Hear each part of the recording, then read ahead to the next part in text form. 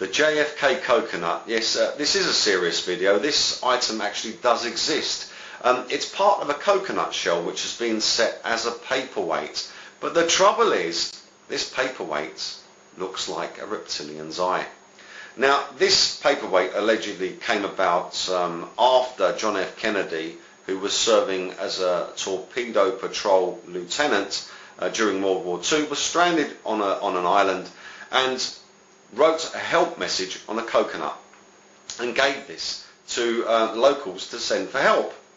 Now later on this was made into this paperweight, which obviously looks like a reptilian eye. Now you have to ask yourself, it's a sensible question, why would a coconut be set in the shape of a reptilian eye, in the shape of a dome with ledges on it, which is the standard worldwide flying saucer shape? We all know that as a flying saucer shape, and it's set as a reptilian eye.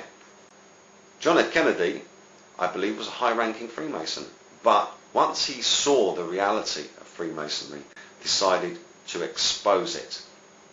Hence he made his very famous speech about the worldwide conspiracy, where he said that every aspect of authority throughout the entire world was under the control of a worldwide conspiracy, and this would be, of course, the Freemasons and the reptilian tares. He was, of course, murdered shortly after making this speech. So it's quite ironic that this paperweight is set as an alien eye. Now, on its own, we could say that this perhaps is a coincidence, but in Malta, in San Paul, which means St. Paul, there is a monument built to commemorate John F. Kennedy, and it's the most unfortunate shape. It's a UFO landing pad shape, and in the centre it has a cage with 50 pentagrams on it, and it also has a flying saucer shape half dome in the middle. Is this all a coincidence? John F. Kennedy is given a paperweight and it's in the shape of a reptilian eye. John F. Kennedy is murdered on the apex of the road pyramid. John F. Kennedy has a UFO landing pad made as a commemorative symbol to his life. That doesn't make any sense, does it? If you look carefully, you'll realise that this landing platform is in fact sitting on a stunted version of a circular pyramid. Why are these flying saucer shapes and reptilian eyes everywhere, wherever there's a commemoration of John F. Kennedy? It doesn't make any sense.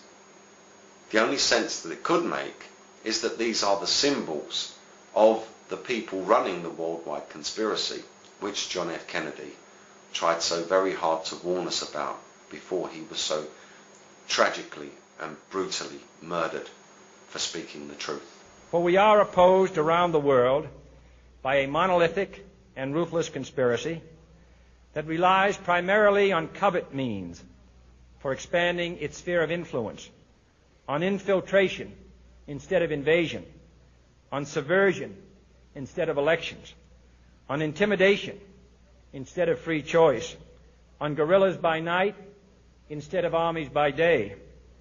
It is a system which has conscripted vast human and material resources into the building of a tightly knit, highly efficient machine that combines military, diplomatic, intelligence, economic, scientific, and political operations.